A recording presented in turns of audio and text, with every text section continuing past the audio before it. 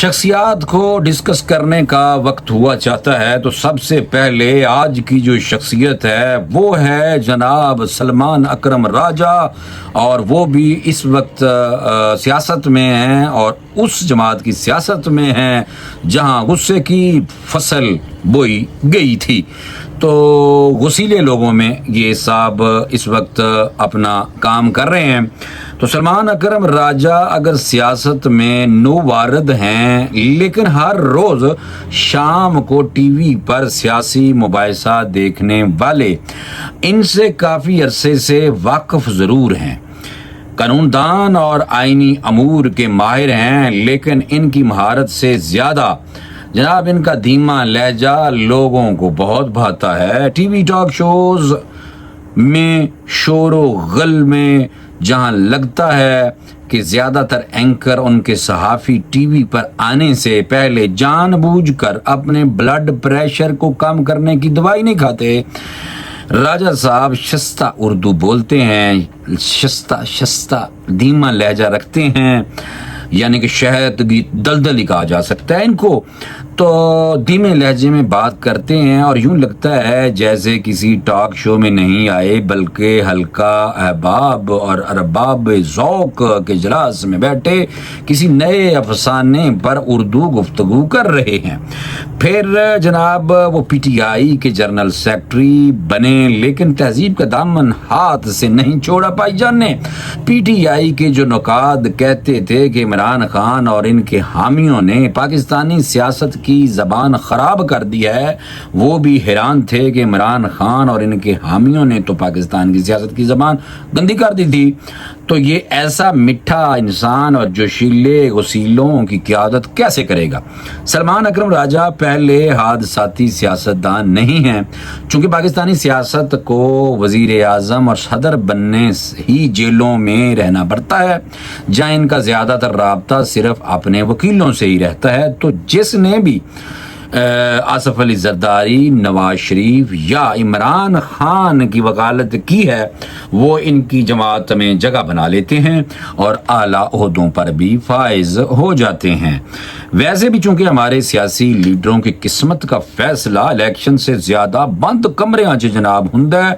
یا اعلیٰ عدالتوں میں ہوتا ہے، تو اس لیے ہر سیاستدان کو ایک قابل وکیل کی ہر وقت ضرورت پڑتی رہتی ہے۔ تو اب ایک قابل وکیل ملک کی سب سے بڑی جماعت کہلانے والی الیکشن جیتی ہوئی لیکن اپنا لیڈر ہاری ہوئی پی ٹی آئی جو جماعت ہے، پارٹی کے سیکرٹری جنرل ہیں، اور عمران خان کی قیادت کی وجہ سے جو خلا پیدا ہوا تھا، یعنی کہ عمران خان کی قیادت جیل میں گئی، تو عمران خان کی قید کی وجہ سے جو خلا پیدا ہوا ہے وہ 10% سلمان اکرم راجہ اور 20% گنڈا پور بھی ہوں تو پورا نہیں کر سکے ابھی تک۔ جیل کے سیل میں بیٹھے عمران خان کے احکامات کو اپنی خواہش کے مطابق ڈھال کر پی ٹی آئی کارکنوں تک پہنچانے کی کوشش سب کرتے ہیں۔ اس بے اعتباری کے ماحول میں راجہ صاحب اپنے دوسرے پارٹی لیڈروں پر برس پڑے تو لوگ انہیں اس طرح کے مشورے دینا شروع ہو گئے کہ یہ لہجہ انہیں زیب نہیں دیتا۔ ان کی حالت اس نواب جیسی ہو گئی ہے جن کو کبھی خود بازار نہیں جانا پڑتا، اور اگر کبھی حامیوں سے واسطہ پڑے تو انہیں ہر کوئی جناب اٹھائی گیر لگتا ہے، یعنی کہ چکن والا لگتا ہے، اور وہ ان کی ہی زبان میں بات کر کے اپنا روب جمانے کی کوشش کرتے ہیں۔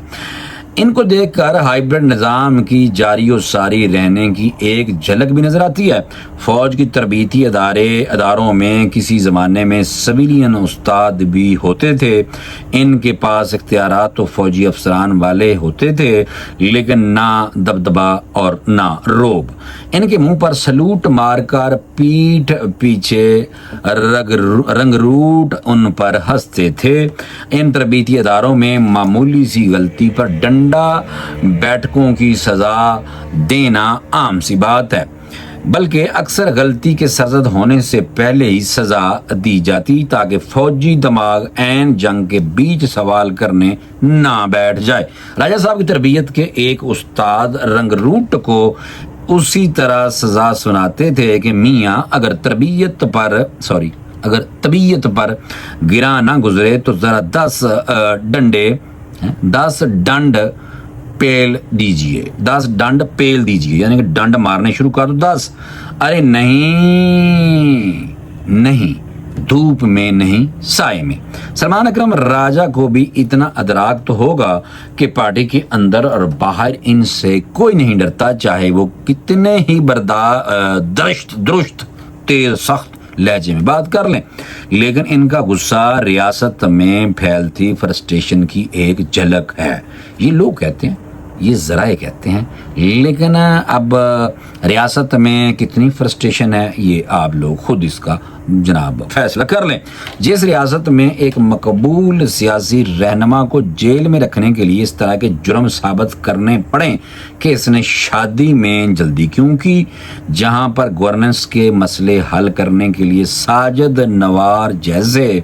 मोटरसाइकिल सवार गिरफ्तार करके कैमरा पर माफ़ी मंगवाई जाती है, जहां बलूचिस्तान में अमन कायम करने के लिए जनाब बेबू बलोच और इनके वालिद को एक जेल में कैद कर दिया जाता है, वहां आज गला फाड़ कर अपनी पार्टी पर ही चीखें तो किसी को कोई फर्क नहीं पैंदा। जिनके पास असल ताकत है इन्हें आवाज बुलंद करने की जरूरत नहीं, लेकिन ये तो वो भी सोचते होंगे कि मुआशरे में गुस्से की जो नई फसल तैयार खड़ी है इसमें कटाई का मौसम कब आएगा। ये थी वो सारी स्टोरी जिसमें मैंने रियासत माँ की जैसी होती है, और रियासत जब गुस्सा करती है और लोग उससे खफा होते हैं तो पाकिस्तान वाहिद ऐसा मुल्क है जिसमें हमें बोलने का काफ़ी मार्जिन है। पाकिस्तान में दोस्तों बहुत ज़्यादा आज़ादी है, मान लो, तुसी मानते नहीं तो रियासत का दिल बहुत बड़ा है, ये तुसी मान लो, लेकिन फिर एक टाइम आता है उसके बाद रियासत का दिल जो है वो छोटा आप कह सकते हैं, लेकिन जो बर्दाश्त है वो जवाब दी जाती है, तो उसके बाद फिर तुहानू पता है कि डंडा चलना शुरू हो जाता है। मेरे ख्याल में मजीद में ख़तरनाक अगर गुफ्तगू आगे मजीद कर देती तो सेहत मेरी भी ख़राब हो सकती है। इंशाल्लाह अगले व्लॉग में दोबारा किसी पर्सनालिटी को ज़रूर डिस्कस करेंगे। अल्लाह हाफिज़।